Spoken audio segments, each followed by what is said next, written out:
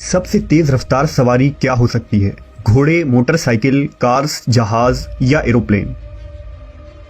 لیکن آج سے 1400 سال قبل ایک ایسی بھی سواری موجود تھی جس کی رفتار بجلی کی مانند تھی۔ اس بجلی جیسی تیز رفتار سواری کا نام براق تھا۔ وہ سواری جس پر بیٹھ کر نبی صلی اللہ علیہ وسلم سفر معراج پر گئے۔ واقعہ معراج تاریخ انسانی کا ایک ایسا حیرت انگیز اور انوکھا واقعہ ہے جس کی تفصیلات پر انسانی عقل حیران رہ جاتی ہے۔ اگر انبیاء کرام کی تاریخ کو دیکھا جائے تو معلوم ہوتا ہے کہ اللہ نے اپنے برگزیدہ رسولوں اور نبیوں کے ہاتھوں سے مختلف معجزات ظاہر کیے۔ ہر نبی کو اپنے عہد، زمانے اور علاقے کے مطابق معجزات سے نوازا گیا تھا تاکہ ان کے امتوں پر حق واضح ہو جائے۔ مثلا حضرت موسیٰ علیہ السلام کی امت چونکہ جادو میں کمال رکھتی تھی، اس لیے خالق کائنات نے بھی اپنے نبی کو جادو کے ان کمالات کا توڑ کرنے کے لیے معجزات عطا کیے۔ اسی طرح حضرت عیسیٰ علیہ السلام کے دور میں طب کا بڑا چرچا تھا، لہٰذا حضرت عیسیٰ علیہ السلام کوڑ کے مریضوں، اندھوں، یہاں تک کہ مردوں کو بھی زندہ کر دینے کی قدرت سے فیضیاب تھے۔ جب خاتم الانبیاء حضرت محمد صلی اللہ علیہ وسلم اس کائنات میں تشریف لائے تو اللہ کو معلوم تھا کہ امت محمدیہ چاند پر قدم رکھے گی اور ستاروں پر کمندیں ڈالیں گی، لہٰذا اللہ نے اپنے محبوب کو مکان و زمان یعنی ٹائم اینڈ اسپیس کے اصولوں اور وسعتوں سے نکل کر اپنے کرب کا اعزاز بخشا جس کا گمان بھی عقل انسانی میں نہیں آ سکتا تھا۔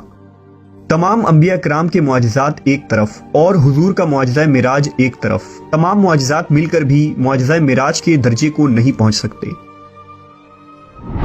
واقعہ معراج ہجرت سے 1 یا 2 سال پہلے پیش آیا۔ اس وقت ہمارے پیارے نبی محمد صلی اللہ علیہ وسلم کی عمر مبارک 52 سال تھی اور یہ 27 رجب کے شب کا واقعہ تھا۔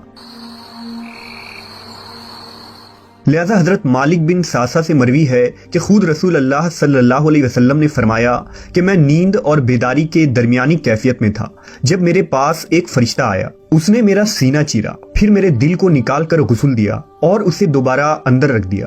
پھر ایک سواری لائی گئی جو خچر سے چھوٹی اور گوشت دراز سے بڑی تھی، اس کا رنگ سفید تھا، اسے براق کہا جاتا تھا، پس مجھے اس پر سوار کرایا گیا۔ روایت ہے کہ حضور براق پر سوار ہو کر بیت المقدس پہنچے تو براق سے نیچے اترے اور اس کے لگام کو اس ستون کے ساتھ باندھ دیا جس کے ساتھ انبیاء کرام نے اپنے سواریوں کے لگام باندھے رکھے تھے۔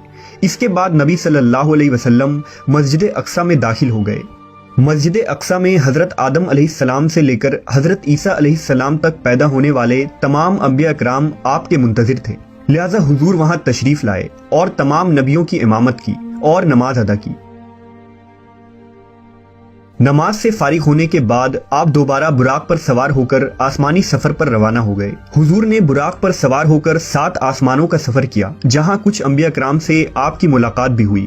پھر حضرت جبرائیل امین نے آپ کو جنت و جہنم کے کچھ منظر دکھائے اور پھر آپ اس سفر میں کائنات کے آخری حد سے بھی باہر سدرۃ المنتہا تک پہنچے جہاں آپ اللہ سے ہم کلام ہوئے۔ امت محمدیہ کے لیے روزانہ 5 نمازیں فرض کی گئی، شرک کے سوا تمام گناہوں کی معافی کا امکان بتایا گیا اور سورہ بقرہ کی آخری 2 آیات آپ کو تعلیم فرمائی گئی۔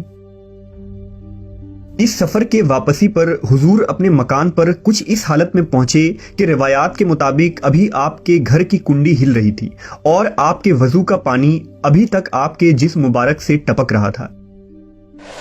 معراج کے اس واقعے کو اللہ نے انتہائی تفصیل کے ساتھ قرآن مجید کی سورہ اسراء میں یوں بیان کیا ہے: پاک ہے وہ رات جس نے راتوں رات اپنے بندے کو مسجد حرام سے مسجد اقصیٰ تک سیر کروائی، جس کے ارد گرد ہم نے برکت رکھی ہے تاکہ ہم اسے اپنی کچھ نشانیاں دکھائیں، بے شک وہ سننے والا دیکھنے والا ہے۔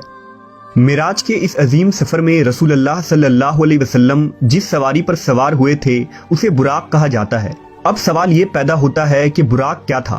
کیا یہ کوئی ایسی مخلوق تھی جو اس دنیا میں پائی جاتی ہے؟ علماء و مفسرین کے مطابق براق دراصل لفظ برق سے نکلا ہے۔ برق چمک کو کہتے ہیں، لہٰذا رسول اللہ صلی اللہ علیہ وسلم کی سواری کے لیے جو چیز پیش کی گئی تھی وہ انتہائی سفید و چمکدار اور روشن تھی کہ اس کا نام براق پڑ گیا۔ یہ بھی کہا گیا ہے کہ براق کو اس لیے براق کہا جاتا ہے کہ وہ برق یعنی بجلی کی چمک کے مانند اس کی رفتار ہے۔ روایتوں کے مطابق براق خچر سے چھوٹا اور گدھے سے بڑا تھا اور جہاں اس کی حد نگاہ پڑتی تھی وہاں اس کا قدم پڑتا تھا۔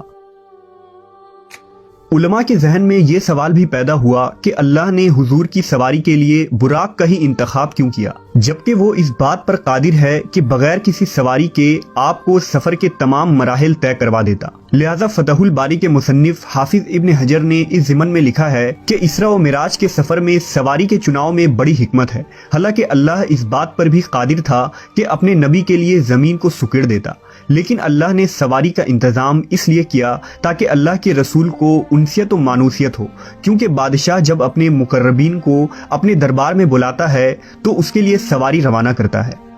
کچھ علماء براق کو ایک جنتی جانور قرار دیتے ہیں جو خصوصاً معراج کی رات کو ہی حضور صلی اللہ علیہ وسلم کی سواری کے لیے اس زمین پر آیا تھا۔ لہٰذا امام ترمذی نے ایک روایت نقل کی ہے کہ جب جبرائیل علیہ السلام نے براق کی لگام تھامی اور رسول اکرم صلی اللہ علیہ وسلم کو اس پر سوار ہونے کی دعوت دی تو براق حضور کو دیکھ کر کانپ اٹھا اور بے لگام ہو گیا۔ لہٰذا جبرائیل امین نے اس سے کہا کہ ٹھہر جا، اللہ کی قسم رسول اللہ سے بہتر کوئی شخص اس سے پہلے تجھ پر سوار نہیں ہوا۔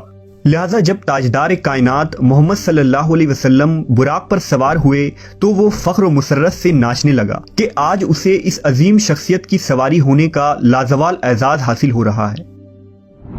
بعض علماء نے یہ بھی لکھا ہے کہ براق کا چہرہ انسانی چہرے کی مانند ہے اور انسان کی طرح سننے اور سمجھنے کی صلاحیت بھی رکھتا ہے، لیکن قرون وسطیٰ یعنی خصوصاً بنو امیہ اور بنو عباس کے دور حکومت کے مسلمان فنکاروں، شاعروں اور مصوروں نے جس طرح براق کی تصویر کشی کی ہے، اس کا کوئی ثبوت قرآن و سنت یا تاریخ کے کسی بھی کتاب میں موجود نہیں ہے۔